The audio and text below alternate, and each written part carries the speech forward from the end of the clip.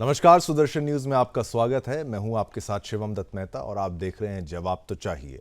आज जवाब तो चाहिए में बात करेंगे कनाडा के प्रधानमंत्री जस्टिन ट्रूडो की, जिनकी मुश्किलें अब बढ़ती जा रही हैं, जिनकी कुर्सी पर अब संकट गहराता जा रहा है। सितंबर में खालिस्तानी नेता जगमीत सिंह द्वारा उनकी सरकार से समर्थन वापस लिए जाने के बाद और विपक्षियों के हमले के बीच अब उनकी खुद की ही पार्टी के सांसदों ने उन्हें इस्तीफा देने का अल्टीमेटम दे डाला है। उनका जो है अल्टीमेटम उनके हाथ में थमा दिया है। इस्तीफा ना देने पर उनके खिलाफ विद्रोह की चेतावनी भी दी गई है। कनाडाई मीडिया के अनुसार जस्टिन ट्रूडो का विरोध करने वाले लिबरल पार्टी के सांसदों ने उन्हें 28 अक्टूबर 2024 तक पद छोड़ देने को कहा है। सोचिए, अभी रिसेंटली इतनी जल्दी इनको पद छोड़ने को कह दिया है। पद ना छोड़ने पर इन सांसदों ने खुली बगावत की चुनौती भी दे डाली है। ट्रूडो के खिलाफ इस मुहिम में कम से कम 30 सांसद शामिल हैं और सोचिए, जो ट्रूडो को हटाने को लेकर एक पत्र भी अपने साथियों को थमा रहे हैं। इस पत्र पर कई सांसदों के हस्ताक्षर भी करवाए गए हैं। वहीं बीते बुधवार यानी 23 अक्टूबर को कनाडाई संसद के भीतर हुई एक बैठक में विरोध करने वाले सांसदों ने जस्टिन ट्रूडो को इस्तीफा देने के लिए साफ शब्दों में कह दिया था, जहां उनके सामने विरोध वाला पत्र भी पढ़ा गया। ट्रूडो की सरकार पहले बैसाखियों के सहारे चल रही है, वहीं दूसरी तरफ ट्रूडो के कई कैबिनेट मंत्रियों ने भी दोबारा चुनाव ना लड़ने का मन बना लिया है। उनके चुनाव ना लड़ने के पीछे ट्रूडो के कारण लिबरल पार्टी की अलोकप्रियता कारण बताई जा रही है। कनाडा के सर्वे भी ट्रूडो और उनकी पार्टी की बुरी हालत बयां कर रहे हैं। कनाडा के सरकारी चैनल यानी सीबीसी के सर्वे में लगातार एक वर्ष से कंजर्वेटिव नेतृत्व लिबरल पार्टी से 19% आगे चल रहा है। जहां 42% लोग कंजर्वेटिव पार्टी और पियर पोलिवर को पसंद कर रहे हैं, तो वहीं मात्र 23% की पसंद लिबरल पार्टी और ट्रूडो हैं।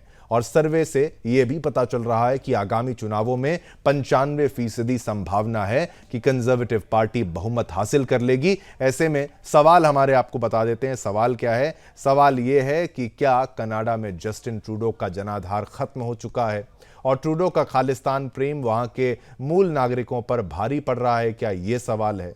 और क्या आगे भी बढ़ेंगे, जो सवाल आपको हमने पूछा है वो ये भी है, क्या आगामी कनाडा चुनाव में विपक्षी कंजर्वेटिव पार्टी बाजी मारेगी और क्या ट्रूडो की नीतियों से उन्हीं की लिबरल पार्टी ने किनारा कर लिया? करेंगे इसी पर चर्चा, लेकिन सबसे पहले देखिए हमारी ये खास रिपोर्ट और मामले की गंभीरता को समझिए, फिर चलेंगे।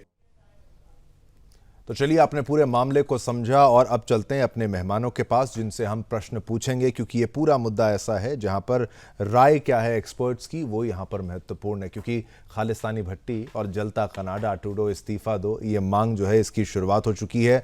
मैं स्वागत करना चाहूँगा हमारे पैनल में इस वक्त जो लोग आ चुके हैं आपकी टीवी स्क्रीन पर। स्वागत है सुरेंद्र स्वामी जी, राजनीतिक विशेषज्ञ आप हैं और मामला राष्ट्रीय हो चाहे अंतर्राष्ट्रीय हो, आपकी टिप्पणी बहुत अहम यहाँ पर रहेगी। और साथ साथ कर्नल शिवदान सिंह जी हैं हमारे साथ, रक्षा विशेषज्ञ। आपका बहुत बहुत धन्यवाद, आपने समय निकाला। इस पे आपके भी काफ़ी आपसे प्रश्न रहेंगे। और फिर उसी के साथ साथ हमारे साथ स्वस्ति राव जी भी हैं, विदेश मामलों की जानकार। आपका भी स्वस्ति जी बहुत बहुत धन्यवाद, आपने समय निकाला और आपसे भी हमारे काफ़ी प्रश्न रहेंगे। चलिए प्रश्नों की शुरुआत करते हैं और मैं सभी से अनुरोध करूंगा कि आप सभी का ऑडियो जो है वो अनम्यूट रहे, ताकि चर्चा के दौरान कोई बाधा जो है वो ना हो जाए। सबसे पहले, क्योंकि प्रश्न ये राजनीति से जुड़ा हुआ है, इसलिए सुरेंद्र स्वामी जी, पहला प्रश्न मेरा आपसे रहेगा कि भाई आखिर ये हो रहा है तो हो क्या रहा है? क्या वाकई इस्तीफा मांगा जा रहा है या फिर एक मैसेजिंग है, कोई दबाव है? इसको आप किस नजरिए से देखते हैं? और गठबंधन तो पहले ही खराब हो चुका है और फिर खालिस्तानी समर्थक होने का एक बड़ा संगीन आरोप तो है ही है। सुरेंद्र स्वामी जी। नहीं, देखिए, जो उनकी पार्टी के अपने मेंबर्स ऑफ पार्लियामेंट हैं, उनको ये दिखाई दे रहा है कि भारत से अगर हमारे उनके संबंध हमारे खराब रहते हैं तो उससे हमारे ट्रेड पे भी फर्क पड़ेगा। जी। जो हमारा ट्रेड करीब करीब $9 बिलियन पहुंचने वाला था, वो घट के वापस रिवर्स डायरेक्शन में शुरू हो गया है। तो अगर वो दूसरा क्या है कि इस समय कनाडा रिसेशन की तरफ भी जा रहा है, वहां पे भी काफी इन्फ्लेशन चल रहा है। तो ऐसे स्थिति में उन लोगों को लगता है कि अगर हम ट्रूडो के साथ चलते हैं और ट्रूडो के जो उनके अपने इंटरनल सर्वे हुए हैं उसमें भी उनकी कोई बहुत अधिक उनको बढ़त नहीं मिल रही, बहुत पीछे चल रहे हैं। एक्चुअली वो बढ़त क्या, बहुत पीछे, हार की कगार पे ही है। तो ऐसी स्थिति में जी। अगर वो मेंबर्स ऑफ पार्लियामेंट इनके साथ जाते हैं तो वो खुद भी हारेंगे। हो सकता है वो चुनाव भी नहीं लड़े या दूसरे लोगों के साथ लड़े, जो भी उनको आगे भविष्य देखना है। तो सबसे बड़ा कारण तो यह है कि इसलिए उनको जो कहा गया है वो इसीलिए कहा गया है। दूसरा, वो भी इस बात को समझ रहे हैं कि भारत को लेके, खालिस्तान को लेकर जो ट्रूडो का एक एटीट्यूड रहा है और जिस तरह की अग्रेसिव पॉलिटिक्स उन्होंने खालिस्तान के समर्थन में करने की कोशिश की है, तो वो किसी भी दो सॉवरेन कंट्री के लिए ठीक नहीं है और इसलिए वो उन लोगों की नाराजगी है। तो मैं समझता हूँ कि 28 में बहुत कोई ज्यादा दिन है नहीं, अगर वो हम्म। 28 बिल्कुल। तक इस्तीफा नहीं देते हैं तो हो सकता है वो खुद ही इस्तीफा दे दें पार्लियामेंट से अपने। तो बिल्कुल। इसलिए ये स्थिति तो उनकी बन रही है कि जो हालत में उनकी वो खराब स्थिति में है। हम्म। और जो लोग दे रहे हैं वो खाली धमकी नहीं है, वो दबाव भी बना रहे हैं। इसलिए बना रहे हैं कि भाई या तो आप अपनी पॉलिसीज ठीक कीजिए, और अगर आप ठीक नहीं करेंगे तो हम हार रहे हैं, तो फिर आपके साथ क्या करेंगे। बिल्कुल बिल्कुल बिल्कुल, जी। ये आपकी बात। अब फिर आऊंगा आपके पास स्वामी जी, लेकिन थोड़ी देर बाद, जी। क्योंकि चुनाव के समीकरण के बारे में भी जानेंगे और सीटों के बारे में भी आपसे प्रश्न होंगे। लेकिन स्वस्ति राव जी, मैं आपसे अगर ये पूछूं कि भाई हाल ही का जो घटनाक्रम है कनाडा के लिहाज से और भारत के लिहाज से, क्योंकि रक्षा वाला एंगल तो मैं पूछूंगा शिवदान जी आपसे, लेकिन स्वस्ति जी, ये जो रिलेशंस खराब हो रहे हैं, इसके पीछे क्या खाली और खाली खालिस्तान एंगल है, या फिर और भी वजह हैं, कोई ऐसा अदर फैक्टर भी जिसको आप कह सकते हैं, कोई ऐसा थर्ड प्लेयर भी इसमें है? और जो खास तौर पर जो कूटनीतिक संबंध अगर आपके डिप्लोमेसी लेवल पर खत्म होते जा रहे हैं, हम डिप्लोमेट्स को यहां से निकालें, वो वहां से यहां भेजें, और हमारे संजय वर्मा अगर यहां पर कहें इंडियन हाई कमिश्नर की भाई हम पर तो तलवार हमारी जो 2 इंच दूर से हमारे सामने से निकल गई, तो इतने खतरनाक स्थिति पर अगर संबंध हो जाएं तो फिर ये कनाडा नहीं लगता, ये तो सुनने में ऐसा लगता है कोई बहुत खतरनाक देश होगा। आपकी क्या राय रहेगी इस पे स्वस्ति? जी, तो देखिए इसमें दो चार बातें हैं जिनको हम लोगों को अपने संज्ञान में लेना चाहिए। पूरी घटनाक्रम को आपने तो बताया, लेकिन पूरी स्थिति क्या है इसको ढंग से समझने के लिए ये बात कोई इसमें दो राय नहीं है कि डोमेस्टिक जो पॉलिटिक्स है कनाडा में, उसमें ट्रूडो को लेकर लोकप्रियता उनकी काफी दिनों से घट रही है। ट्रूडो कनाडा में तकरीबन 9 साल से प्राइम मिनिस्टर बने हुए हैं, और जो उनकी पार्टी है, जो उनकी लिबरल पार्टी है, उसके वो लीडर पिछले 15 साल से बने हुए हैं। और ऐसे में उनके जो स्टाइल ऑफ पॉलिटिक्स है, जिसमें वो इस तरह के सेपरेटिस्ट को, इस तरह के खालिस्तानीज को, जो वो अपनी सरकार बनाने के लिए कोलेशन में लेकर आते हैं, ये जो उनका स्टाइल है काम करने का। जैसे अभी जो 2021 में आए हैं, लिबरल पार्टी जो पावर में आई है, तो उनके पास 159 सीट्स थी, ठीक है। और उसमें उनका जो एक कोर जो उनका सपोर्ट था वो उनको मिल रहा था न्यू डेमोक्रेटिक पार्टी से, एनडीपी से, ठीक है, जो खालिस्तानी सपोर्टर है। तो ये खालिस्तानी जो वहां पे जो आपको जो मेन स्ट्रीमिंग दिखती है कि आफ्टर ऑल कनाडा का क्या दिमाग खराब हो गया है कि उसने खालिस्तानी को इतना आश्रय देना शुरू किया है, ये वहां पे उनकी डोमेस्टिक पॉलिटिक्स से संबंधित है, ठीक है, पहली चीज। जी। दूसरी चीज ये कि कनाडा जो है उसको लोगों के मन में ये भी गुस्सा है कि जो कनाडा जो 1985 में कनिष्का बॉम्बिंग, जो पूरा का पूरा प्लेन खालिस्तानियों ने गिरा दिया, जिसमें कनेडियंस ही सबसे ज्यादा मरे, उसको लेकर ट्रूडो ने, और ट्रूडो के उस वक्त पिताजी होते थे, वो भी इन्हीं के जैसे थे जब खालिस्तानी की बात आती है, उसके लिए भी उन्होंने कुछ नहीं किया, ठीक। ऐसे में अब जब ये सब सवाल उठाए जा रहे हैं कि आप लगातार इस तरह से आस्तीन में सांप क्यों पाल के रहते हैं अपने डोमेस्टिक पॉलिटिकल इलेक्टोरल गेन के लिए, तो ये चीजें कनेडियंस के सामने भी आ रही हैं। अगर आप उनके लीडर ऑफ अपोजिशन के आरोप देखते हैं, तो वो आरोपों जो उन्होंने पब्लिक किए थे, आरोप अभी कुछ दिनों पहले एक्स पे भी पोस्ट किया था, पूरे के पूरे अपनी जो पूरी प्रॉब्लम जो उन्होंने वो बताई थी, उसमें उन्होंने लिखा हुआ है कि अगर आप कह रहे हैं कि फॉरेन इंटरफेरेंस है जस्टिन ट्रूडो जी, तो आप हमें फिर उन एमपीज के नाम बताइए जो इसमें इन्वॉल्व होंगे, ठीक है। अगर आप कह रहे हैं कि फॉरेन इंटरफेरेंस है, और अगर आप कह रहे हैं कि इंडिया ने इस तरह की कोशिशें करी हैं, तो आपके पास कुछ उसका कोई एविडेंस तो होगा ना। खाली इस तरह से रॉ इंटेलिजेंस के नाम पर आपने एक इतने बड़े दुनिया के सबसे बड़े लोकतांत्रिक देश के साथ किसी भी डिप्लोमेटिक गरिमा का पालन ना करते हुए जिस तरह का एक तरह से तमाशा लगाया, उसका वो चीज से सबसे ज्यादा जो एम्बेरस्ड है वो कैनेडियंस खुद हैं। इसीलिए उनकी लोकप्रियता गिरती लगातार जा रही है। और एक बात और ध्यान रखने वाली है कि ऐसा नहीं है कि सिर्फ इस बार जो पर्टिकुलर मिसहैंडलिंग हुई है उसके वजह से वहां का ऑपोजिशन उनसे नाराज है। इसके बहुत पहले से उनके जस्टिन ट्रूडो का जो पॉलिटिक्स का स्टाइल है, उस स्टाइल के वहां पे क्रिटिक्स बढ़ते जा रहे हैं। आप आज की डेट में देखेंगे तो 67 से 70% कनेडियंस उनके अगेंस्ट हैं। अब यहाँ पे बात आती है कि देखिए हो क्या रहा है। देखिए कनाडा में अब वो लोकप्रिय नहीं है, कनेडियंस उनसे थक चुके हैं, वहां पे he is made a mockery of himself, ये सब हम सब जानते हैं। भारत के साथ उन्होंने क्या किया, भारत ने क्या जवाब दिया, हमें सब मालूम है। अब वहां पे डोमेस्टिक घटनाक्रम है, देखिए क्या है। कनाडा में चुनाव होने वाले हैं बिल्कुल। और लिबरल पार्टी को खुद ये समझ में आता है कि अगर जस्टिन ट्रूडो जैसा, जिसको कहते हैं दामन में दागदार, अगर एक पॉलिटिशियन अभी हमें लीड करेगा तो हम ये चुनाव हार जाएंगे। बिल्कुल। तो जस्टिन ट्रूडो से ये कहा जा रहा है कि देखिए जिस प्रकार यूएस में बाइडेन खुद ही साइड हो गए थे, है ना, कि अपनी प्रेसिडेंशियल रेस से ही हट गए थे और कमला हैरिस को उन्होंने नॉमिनेट कर दिया था, उसी प्रकार आप कृपा करके आप इस लिबरल पार्टी, अब जो होने वाला, आप लिबरल पार्टी के पोर्टफोलियो से हट जाइए, आप खुद ही आप दे दीजिए इसका इस्तीफा। और इसी के बारे में आप बता रहे थे कि उनके खुद के पर स्वस्ति, MPs आप कह रहे हैं कि भाई एक हिंट उन्होंने दे दिया कि भाई हट जाइए, आप पीछे हट जाइए, लेकिन आपने कहा इनके पिताजी का भी जिक्र किया, उनका नाम भी लिया, तो आपको लगता है ये जस्टिन ट्रूडो हट जाएंगे? इनके पास ये हाँ, छोड़कर तो कोई ऐसा कोई काम तो बचा नहीं होगा कि भाई ये कर लेंगे। नहीं, और मैं आपको जो बात बताई हाँ, वो, मैं बस हाँ, मेरी बात को अगर मैं समाप्त करूं तो देखिए इससे ये पता चलता है कि इस वक्त जो जस्टिन ट्रूडो का जो फैक्टर है, वो भारत के साथ बायलैटरल संबंध तो बाद में आते हैं, वो तो फिर भी एक आप बिल्कुल। बाहर के देश की बात कर रहे हैं, ठीक है। खुद कनाडा में जो लिबरल पार्टी है उसके अस्तित्व पे इस वक्त सबसे बड़ा खतरा खुद जस्टिन ट्रूडो है। इसी बात का तो ऑपोजिशन जो है वहां पे बिल्कुल। इस बात का वो कैपिटलाइज कर रहा है। तो मेरे अनुसार 28 को बातें क्लियर हो जाएंगी, और अगर ये अभी भी ऐसी मूर्खता दिखाएंगे कि नहीं हटेंगे, तो फिर चुनाव तो ये हारेंगे ही, लेकिन खुद हट जाएंगे तो थोड़ी डिग्निटी से हटेंगे, और बाकी तो जो कनाडा की पॉलिटिक्स और वो जनता वही तय करेगी। भारत के नहीं, साथ संबंध बेहतर होंगे, इस बिल्कुल। बात को भी हर कोई चलिए, भारत के ऑपोजिशन। संबंध तो अब मैं इनसे पूछता हूं, इनसे प्रश्न, लेकिन एक छोटा सा प्रश्न आपसे ये भी है, क्या भाई जो खालिस्तानी चरमपंथ वहां पर जो बढ़ रहा है, जिसका संकेत विश्व की मीडिया में आ रहा है, क्या कनाडा उससे उलट भी है? क्योंकि एक पिक्चर हमें नजर आ रही है कि भाई खालिस्तानियों का प्रभाव बढ़ रहा है वहां पर कई जगहों पर। क्या अब वहां के लोकल्स जो हैं, बाकी कैनेडियंस जो हैं, वो इस खालिस्तानी चरमपंथ से परेशान वो भी हैं क्या? इसका कोई हिंट है? देखिए वहां पे जो खालिस्तानी जो चरमपंथ है, तो थोड़ा सा इसमें वहां की सोसाइटी को हम समझे। पहले तो वहां पे 3 million Indian origin people stay in Canada, ठीक है, सारे तो खालिस्तानी नहीं है। जी। इतने बड़ी संख्या में हमारे स्टूडेंट्स जाते हैं, अभी भी आप जाते हैं कि यूएस और कनाडा सबसे ज्यादा जाना चाहते हैं भारतीय जो छात्र वगैरह हैं। उसके बाद वहां पे उन जो 3 मिलियन मैंने इंडियन ओरिजिन के लोगों की बात करी, उसमें से तकरीबन 7.5 लाख सिख हैं, अच्छा। और उनका एक बहुत छोटा नंबर है जो खालिस्तानी है। तो ऐसा कि वहां पे जो ये तोड़फोड़ करते रहते हैं और वहां पे जो ये एफिजी चलाते रहते हैं और अभद्र भाषा का प्रयोग करते हैं, देखिए उस वो कनाडा का सरदर्द है ना। तभी बिल्कुल। तो आपको दिख रहा है कि जस्टिन ट्रूडो की पॉलिटिक्स जो है वो किस कदर फेल कर रही है।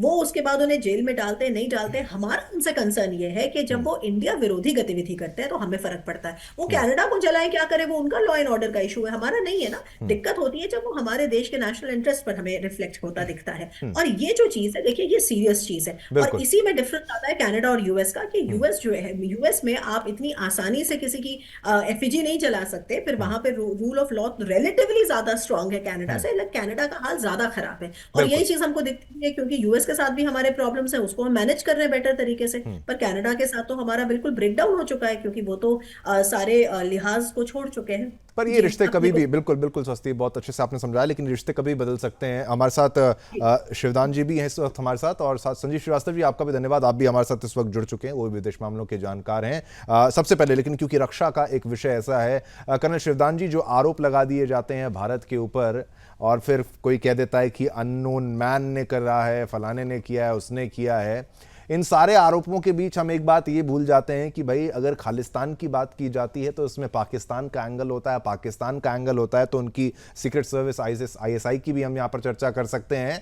ये सारी चीज़ें भी तो एक किरदार निभा रही हैं, जिसको कभी कभी हम नज़रअंदाज कर देते हैं और केवल खालिस्तान खालिस्तान बोलते हैं। जब हम पाकिस्तान की सोचेंगे या फिर टेररिज्म की सोचेंगे तो उसमें ड्रग्स हैं, उसमें हथियार है, उसमें इस तरीके का व्यापार है, और फिर भारत क्या एक सॉफ्ट टारगेट है इन सभी लोगों के लिए, एक मुख्य विषय से सभी को भटकाने के लिए। कर्नल शिवदान जी, आपकी राय। देखिए, लंबे समय से पाकिस्तान भारत के टुकड़े टुकड़े करना चाह रहा था। सबसे पहले 1947 में उसने कश्मीर पर हमला इसलिए किया कि उसको कश्मीर को भारत से अलग करके पाकिस्तान की सेना पूरे पाकिस्तान पे अपना प्रभुत्व जमाना चाह रही थी, दिखाना चाह रही थी कि देखो हमने कितना काम किया है देश के लिए, और भारत को ये प्रोटेक्ट कर रही, दिखाने की कोशिश कर रही भारत की इमेज को कि भारत पाकिस्तान का सबसे बड़ा दुश्मन है। सबसे पहले उसने भारत में आतंकवाद को पंजाब में एनकरेज किया खालिस्तानी के रूप में, बिल्कुल। उसके बाद में साथ साथ जम्मू कश्मीर में शुरू किया, और हमारे सांप्रदायिक सद्भावना को बिगाड़ने के लिए कश्मीरी पंडितों को वहां से माइग्रेट किया, मतलब त्रस्त करके वहां से भगाया। बिल्कुल ठीक। तो इस प्रकार से उन्होंने, पाकिस्तान ने कोशिश की है कि भारत का सामाजिक ढांचा और भारत का रक्षात्मक ढांचा सब बिखर जाए, और मगर वो अभी तक इसमें सफल नहीं हुए हैं। तो पाकिस्तान के आईएसआई ने फिर तलाशा विश्व में कि कहां पर ऐसी साइजेबल आबादी है जो जिनको मोटिवेट करके भारत में दोबारा ट्रेवल कराई जाए जी। तो उनको कनाडा नजर आया कि उसमें 7.5 से 8 लाख सिख आबादी है, और इनको खालिस्तान के नाम पर, तो खालिस्तान का मूवमेंट भारत में चल के ऑलरेडी विफल हो चुका है, और भारत पंजाब के जो एक सारे राष्ट्रीय लोग हैं उन्होंने अपने आप को खुद भारत के साथ समर्पित किया, इसलिए वो दोबारा से उस आतंकवाद को जीवित करने के लिए पाकिस्तान की आईएसआई ने कनाडा के सिख पॉपुलेशन का सहारा लेने की कोशिश की है, जिसमें वो सफल नहीं होगा। बिल्कुल, क्योंकि बिल्कुल पश्चिमी देशों में जो प्रजातंत्र है वो काफी मेच्योर प्रजातंत्र है, वहां पर इस तरह की चीप हरकत नहीं हो सकती जैसी पाकिस्तान में हुई है, जिनके कारण आज पाकिस्तान इतना बर्बाद हो चुका है। और इसी वजह से आज कनाडा सेशन में जा रहा है, उसका कारण यह है कि इस टेररिज्म और इस तरह की हरकतों से विश्व का कोई भी देश कनाडा के साथ डील करना नहीं चाहेगा। बिल्कुल। और भारत और एक मानवीय, मैं आपकी बात को भी मैं इस नजरिए से समझता हूं, क्योंकि आप एक रक्षा विशेषज्ञ होने के नाते देश प्रेम भी आपका यहां पर झलकता है कि भाई पाकिस्तान कभी यहां पर सफल हो नहीं पाएगा, लेकिन ये थोड़ा संजीदा मामला इसलिए है कि वो प्रयास हर लेवल पर करता है, वो उसने कोई मौका नहीं छोड़ा होगा।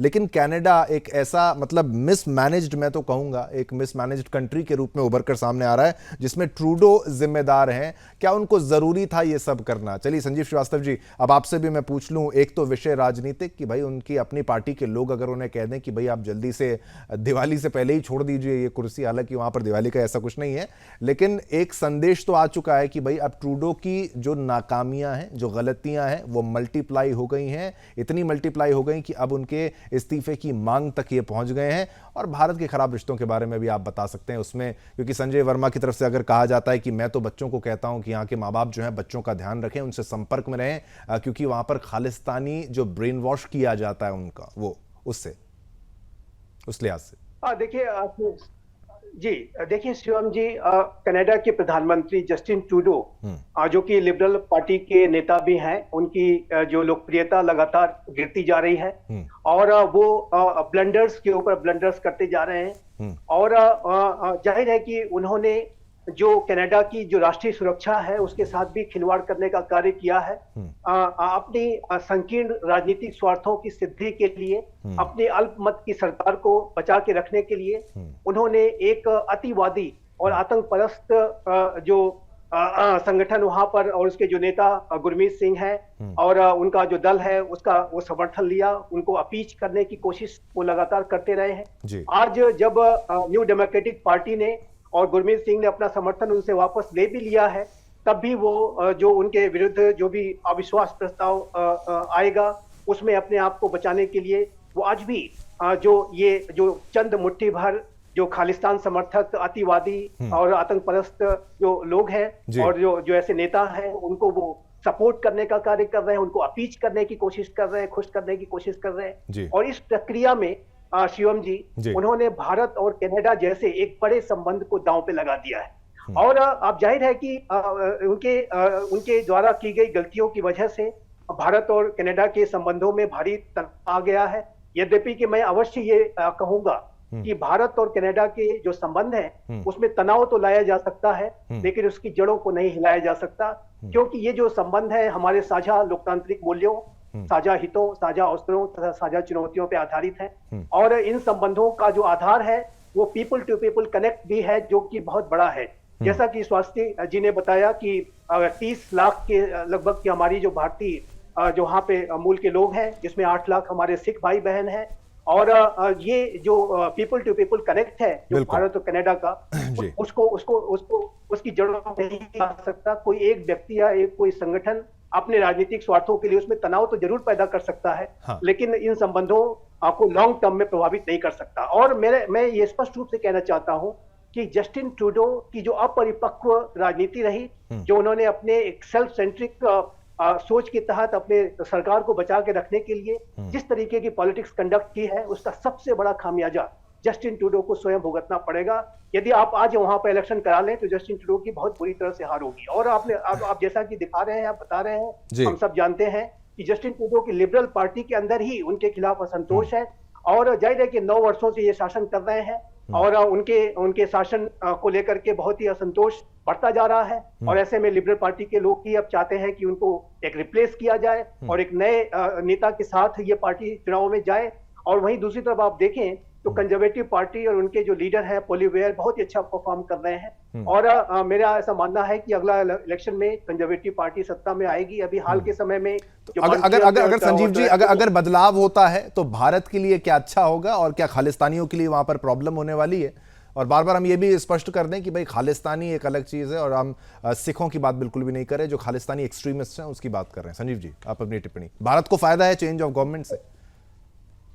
निसंदेह। देखिए, जस्टिन ट्रूडो की जो पॉलिटिक्स की जो उनकी स्टाइल है, वो जाहिर है वो भारत और कनाडा के संबंधों को उसने क्षति पहुंचाई है। हाँ। उन्होंने अपनी अपरिपक्व सोच की वजह से, अपनी सेल्फ सेंट्रिक अप्रोच की वजह से जाहिर है कि वो अतिवादी और आतंकपरस्त ताकतों को सपोर्ट देने का कार्य कर रहे हैं। और मैं ये भी इसमें अवश्य जोड़ना चाहूंगा कि जस्टिन ट्रूडो की इस तरीके की अतिवादी और आतंकपरस्त ताकतों को अपीच करने की जो उनकी जो उनके प्रयास रहे हैं, जो उनके जो हो रहे हैं, सोच रही है, अप्रोच रहा है, उसका खामियाजा कनाडा की राष्ट्रीय सुरक्षा को भुगतना पड़ सकता है। जस्टिन ट्रूडो ये बात बोल रहे हैं, उनके पिताजी जब पियरे ट्रूडो प्रधानमंत्री हुआ करते थे तो 1985 में कनिष्का बॉम्बिंग हुई थी। और कनिष्का बॉम्बिंग में सबसे ज्यादा अगर कोई मारा गया था तो कनाडा के नागरिक ही मारे गए। तो ये जो कनाडा के जो नेता है जस्टिन ट्रूडो, ये अपने इतिहास से उन्होंने बिल्कुल संजीव जी, और बॉम्बिंग की बात की और आपने सोची है उस बात को ऐसा कवर अप कर दिया गया है। और इसी को कहते हैं कि भाई राजनीति में कुछ नेता जो है अपने हितों के चलते जनता के हितों को भूल जाते हैं, राष्ट्रीय सुरक्षा को नजरअंदाज कर देते हैं। चलते हैं, इस चर्चा को आगे बढ़ाते हैं। हमारे तमाम पैनलिस्ट कुछ ही पलों में आपकी टीवी स्क्रीन पर होंगे। चलिए, ये मुद्दे पर हमने कई पहलुओं को रखा और एक एंगल फिर से सुरेंद्र स्वामी जी आप पर आऊंगा, फिर स्वस्ति आप पर आऊंगा उसके बाद। लेकिन सुरेंद्र स्वामी जी, क्या ये उसी राजनीति की तर्ज पर होता है जैसे भारत में कहा जाता है कि भाई अपीजमेंट पॉलिटिक्स, कहीं भाई यहाँ पे आरोप है कि मुसलमानों को खुश करने के लिए एक पार्टी करती है, फिर किसी आरोप लगता है किसी पे कि आप हिंदुओं को खुश करने के लिए यहाँ लगते हैं, तो उसी तर्ज पर यहाँ पर कनाडा पे हो रहा है कि भाई खालिस्तानियों को खुश करेंगे तो वोट बैंक होगा, या फिर उससे भी कुछ ज्यादा आगे भी हो सकता है, फंडिंग से लेके तमाम बातें? क्योंकि पन्नू जैसा आदमी, एक आतंकवादी चरमपंथी जो भी उसको कहिए, खुद को लॉयर बताता है, भारत पर आरोप लगाते हैं कि इसकी हत्या की प्लानिंग है, ऐसा आदमी कहता है कि भाई मैंने डॉक्यूमेंट्स दे दिए हैं भारत के खिलाफ। और ये क्या एक जोक चल रहा है, नाटक चल रहा है, क्या चल रहा है सुरेंद्र स्वामी जी? नहीं, देखिए, आप अगर कनाडा की पॉलिटिक्स को देखना है तो आइसोलेशन में देखना मेरी राय में ठीक नहीं होगा। आपको लार्जर पर्सपेक्टिव में देखना है। ठीक है। ये 5 भाई हैं, अमेरिका, कनाडा, ब्रिटेन, न्यूजीलैंड और ऑस्ट्रेलिया। हाँ। अब चूंकि कनाडा का बॉर्डर ओपन है, अमेरिका के साथ लगता है, उनके रिलेशंस काफ़ी क्लोज हैं, उनके आपस में पब्लिक के भी रिलेशंस क्लोज हैं, तो वो खुल के अमेरिका की नीतियों का समर्थन कर रहे हैं और अपना भी हित साध रहे हैं। जी। ब्रिटेन, न्यूजीलैंड और ऑस्ट्रेलिया थोड़े दूर हैं, उनकी अपनी समस्याएं हैं, उनके अपने इंडिया से रिलेशंस हैं, इसलिए वो थोड़ा बच के चल रहे हैं। बाकी ये जिनको हम 5 आइज बोलते हैं, या आप इनको 5 भाई बोल दीजिए, या आप कुछ भी इनको बोल दीजिए, 5 प्यारे बोल दीजिए, तो इनकी ये अमेरिका की गाइडेड पॉलिटिक्स है। खाली आप क्यों दोष देंगे जस्टिन ट्रूडो को खालिस्तान के लिए? क्या अमेरिका वही पॉलिसी नहीं चला रहा है जैसे अभी आपने कहा पन्नू को लेकर के? बिल्कुल बिल्कुल। बल्कि वो तो एक कदम आगे निकल गए, उन्होंने तो हमारे जो वहाँ पे एक्स रॉ एजेंट हैं उनके खिलाफ उन्होंने वांटेड के पोस्टर निकलवा दिए वहाँ पर। तो और ये सारी पॉलिटिक्स अमेरिका को खुल के करनी पड़ रही है, क्योंकि फिर आपको यूक्रेन और रशिया के वॉर कॉन्टेक्स्ट में इंडिया के रोल को लेकर के देखना होगा। तो ये जो मसला अभी इतना ज़्यादा बढ़ा है वो सारा एक कारण बनाया इन लोगों ने मिलके कि हम भारत पे दबाव डालें कि वो रशिया से थोड़ा दूर हटे, उसके साथ बिजनेस नहीं करे। लेकिन इतनी हिम्मत, आज हमारे देश की इतनी ताकत है कि उनकी इतनी हिम्मत नहीं हुई कि वो हम पर कोई प्रतिबंध लगाएं या हमारा खुल करके कोई इश्यू पर लेकर के हम पे दबाव बनाए। बिल्कुल। तो इसीलिए उन्होंने इस पॉलिटिक्स को आगे बढ़ाया।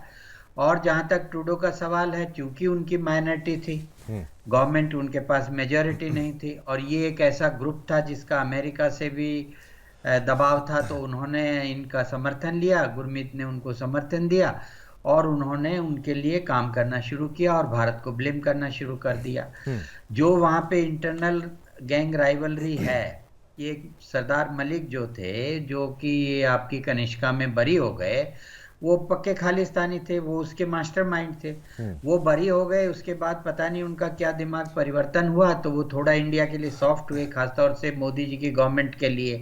पर वो थोड़ा सा ड्रामा नहीं लगता स्वामी जी? वो तो एक तरीके से कि भाई सॉफ्ट हो जाना, वो किस तरीके का सॉफ्ट होना है? वो तो नहीं, ऐसा होता है जब इंटरनल राइवलरी होती है। तो इंटरनल राइवलरी में अगर आपको जहां से सपोर्ट मिलता है आप उधर जाएंगे।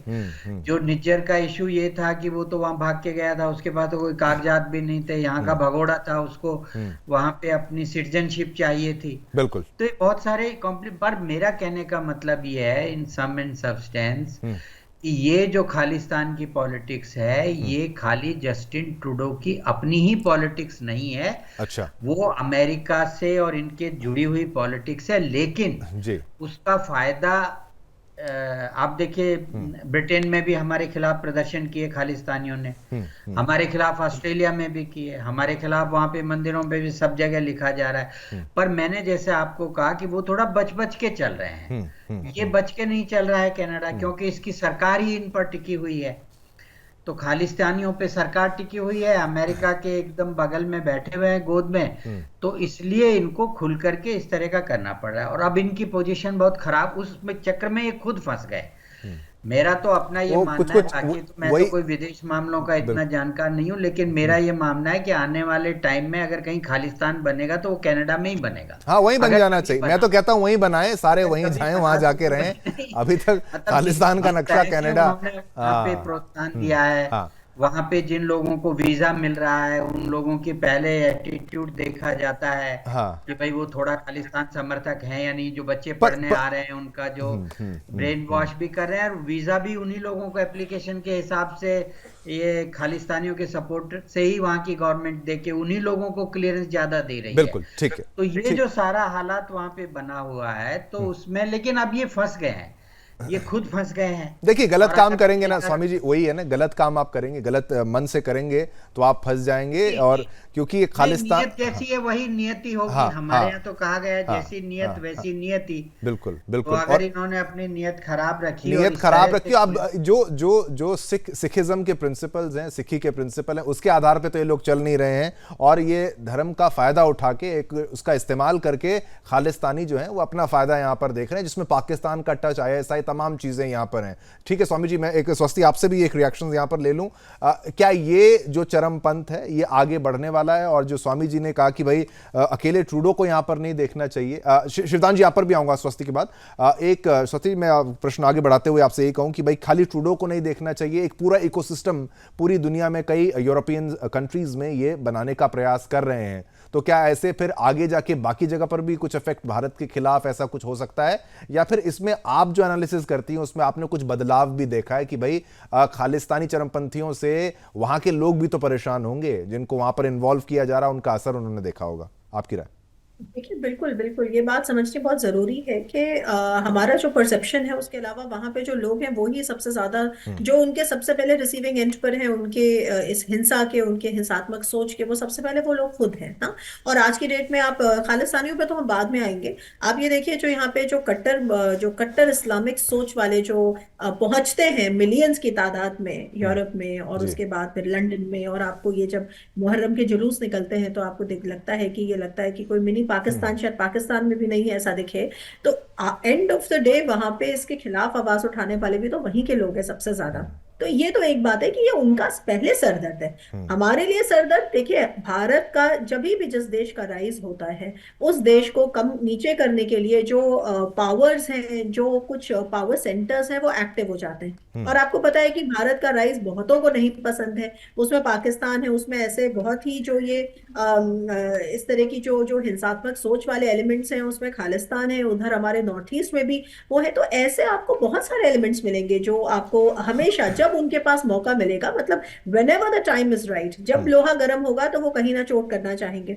लेकिन भारत के लिए इसकी फॉरेन पॉलिसी पे एक पार्ट है, एक पैरेलल वर्टिकल चलता रहे। लेकिन देखिए, ये मैं इस जो एनालिसिस से इसलिए कई बार सहमति अपनी नहीं दिखाती हूँ, क्योंकि आज की डेट में जो इंडिया के सबसे इंपॉर्टेंट स्ट्रेटेजिक पार्टनर्स हैं, चाहे हमारे ट्रेड संबंध हो, चाहे हमारे इन्वेस्टमेंट संबंध हो, चाहे इंडो पैसिफिक की वजह से हमारे जो स्पेशली डिफेंस इंडस्ट्री के जो संबंध हो, जो बिलियंस ऑफ डॉलर्स का जो ट्रेड हो रहा है, और स्पेशली इनमें से किसी भी देश की अगर इंडो पैसिफिक स्ट्रैटेजी को कारगर होना है तो उसमें भारत की सहभागिता बहुत जरूरी है। और आज की डेट में अगर आप मुझसे पूछेंगे तो चाहे वो यूएस हो, चाहे वो ऑस्ट्रेलिया हो, उनके लिए नंबर वन एनिमी जो है और नंबर वन प्रॉब्लम ये है कि साउथ चाइना सी जो है वो स्टेबल रहे, क्योंकि वहां से 40% से ज्यादा दुनिया का व्यापार जाता है। और चाइना का जो वुल वॉरियरिज्म है उसकी वजह से वो खतरे में है। ताइवान को लेकर जो डर है कि पूरी पूरी दुनिया के सप्लाई चेन्स जो है वो उसमें डिस्ट्रप्शन हो जाएगा। तो बात में आपको यहाँ पे ये चीज एक थोड़ा सा इसको कॉन्टेक्स्ट में डालना चाहती हूँ कि ये छोटे मोटे इरिटेंट्स जो है वो बिल्कुल चलते रहेंगे, और जब जब भारत का राइज होगा तब तक भारत को इस तरह की चीजों का सामना करना पड़ेगा। लेकिन जो लार्जर फॉरेन पॉलिसी गोल्स है, कहीं पे ये प्रायोरिटाइजिंग भी हमें करनी जरूरी है कि जिन हम कंट्रीज के बारे में बात कर रहे हैं उनके लिए नंबर वन प्रॉब्लम जो है वो चाइना है। और अगर चाइना के खिलाफ वो एकजुट नहीं हो सकते तो फिर उस चाइना को वो नहीं कंट्रोल कर सकते। तो ऐसे जो फॉरेन पॉलिसी जो इम्पेरेटिव्स होते हैं, इनसे कुल मिलाकर एक तस्वीर उभर कर आती है जो बाइनरी नहीं होती, जिसको आप व्हाइट और ब्लैक में नहीं देखते हैं। स्ट्रेटेजिक कॉशन मैं हमेशा कहती हूँ कि भारत को लाजमी ये है कि स्ट्रेटेजिक कॉशन और स्ट्रेटेजिक रियलिज्म के साथ चले। देखिए, वो दिन लग गए जब हम कहते हैं कि हमारा कोई बड़ा पुराना दोस्त है। अंतरराष्ट्रीय राजनीति का एक बहुत मूलभूत सिद्धांत होता है कि there are no permanent friends and no permanent enemies, there are only permanent interest. अगर आप अपने इंटरेस्ट को कन्वर्ज कर पाते हैं तो इसको एक टेक्निकल में देखना जरूरी है। अब वो दिन लग गए जब हम अपने अंतरराष्ट्रीय इस तरह के मामलों पर हम दोस्ती की दुहाइयां देते थे, क्योंकि ये काम नहीं। तो एक स्ट्रेटेजिक कॉशन, और मेरे ख्याल से इंडिया आपकी बात से कुछ यही समझ में आता है कि भाई रूस और यूक्रेन के बीच में युद्ध चल रहा है तो भारत दोनों से बात वहां पर करता है, दोनों उसकी बात वहां पर सुनते हैं। बिल्कुल कर रहा है। ऑप्शन नहीं है और वो बात करना भी पड़ता है। और चाहे आप देख लीजिए रशिया, चाहे पाकिस्तान से भी अगर रिश्ते उसके खराब नहीं हो और पाकिस्तान के चीन से रिश्ते अच्छे हों। पाकिस्तान का एग्जांपल दे रहे हैं, मैं आपको एग्जांपल देती हूँ चाइना का। आप रशिया और चाइना का स्ट्रेटेजिक अलाइनमेंट देखिए, तो मेरा मतलब है और रशिया भारत का दोस्त है, लेकिन चीन का अच्छा दोस्त नहीं था, लेकिन अब दोस्त बन गया। पाकिस्तान में जो हथियार बनते हैं उसका इस्तेमाल यूक्रेन करता है, तो वो वहां पर गोला बारूद जो चलता है वो रूस के खिलाफ चलता है, लेकिन रूस चीन का दोस्त और चीन पाकिस्तान का दोस्त। तो ये एक तरीके से सभी ने एक दूसरे के खिलाफ जो बंदूक तान रखी है और कौन किस पे कब गोली चला दे। No permanent. और इसी तरह से हम अपनी फॉरेन पॉलिसी को सेट करते हैं, हिस्ट्री से सीखते हैं लेकिन देखते फ्यूचर की तरफ है। बिल्कुल। शिवदान जी का पॉइंट यहाँ पर एक उनको रखना था कि भाई मैं आपसे सुरक्षा के लिहाज से भी पूछ लूं कि भाई आगे क्या होने वाला है। ये क्या पावर बैलेंस के सेंटर के रूप में आप भारत को ही देखते हैं? ये सारी परेशानियां कि अब भारत जो है वो सीधा पहले का भारत अलग था, अब का जो भारत है वो सीधा संदेश देता है कि भाई निकल जाओ यहां से, कोई स्टाइल बदल गया है। शिवदान जी, देखिए दक्षिण एशिया में इस वक्त भारतवर्ष एक शक्ति है, चीन के बराबर की टक्कर की शक्ति है। इसलिए अमेरिका ये चाहता था शुरू से ही कि भारत अमेरिका का पिट्ठू बने, केवल अमेरिका पे डिपेंड रहे हर बात के लिए। मगर भारत के रिलेशन रूस से हमेशा ट्रस्टेड फ्रेंडशिप रही है सूद के साथ, इसलिए रक्षा का काफी सामान रूस से आयात होता है भारत में। आपने एक डीप स्टेट नाम की रिपोर्ट सुनी होगी जी। उस रिपोर्ट में कहा गया है कि अमेरिकी इंटेलिजेंस एजेंसी तक सूचना है कि वो भारत के खिलाफ चारों तरफ वो माहौल बनाना चाहते हैं। इसी के अंडर में उन्होंने जो शेख हसीना की गवर्नमेंट थी बांग्लादेश में, वो भारत के साथ अपने अच्छे संबंध रखती थी, इसलिए उन्होंने शेख हसीना को डिस्टेबलाइज किया और वहां पर कू करा दिया और वहां पर सत्ता परिवर्तन करा दिया जी। और आज शेख हसीना को टर्न लेनी पड़ी है। बिल्कुल। तो इसी तरह से उन्होंने हिंदू जो माइनॉरिटी है बांग्लादेश में, उनके खिलाफ जो अत्याचार हो रहा है, हाँ। इसमें अमेरिका का काफी सहयोग मान सकते हैं हम। ये बिल्कुल ये जो स्थितियां हैं, ये इसको अकेले में नहीं देखा जा सकता और सभी को एक साथ कनेक्ट करके देखना चाहिए। तभी से सभी के एनालिसिस के लिए मैं बहुत बहुत धन्यवाद करना चाहूंगा। समय सीमा रहती है जिसमें हम बाधित रहते हैं, लेकिन बहुत बहुत धन्यवाद आप सभी का। फिर से संजीव श्रीवास्तव जी, आपने जिस तरीके से अपनी बात को रखा, शिवदान जी जिस तरीके से आपने अपनी बात को रखा, हमारे साथ स्वाति राव जी भी थी हमारे साथ और सुंदर स्वामी जी भी हमारे साथ, जो कि राजनीतिक विशेषज्ञ के रूप में। चलिए, ये मुद्दा जो था आपको समझाने का अपने प्रयास किया, कोई मिर्च मसाला बिना लगाए इसमें, जैसा है वैसा आपको समझाते हैं, कोई नाटक नहीं करते। सुदर्शन न्यूज का यही एक मोटिव रहता है हमेशा से। आज्ञा दीजिए मुझे, शिवम दत्त मेहता को और मेरी पूरी टीम को, हम सभी की तरफ से आप सभी को जय हिंद, जय भारत, जय हिंदुस्तान।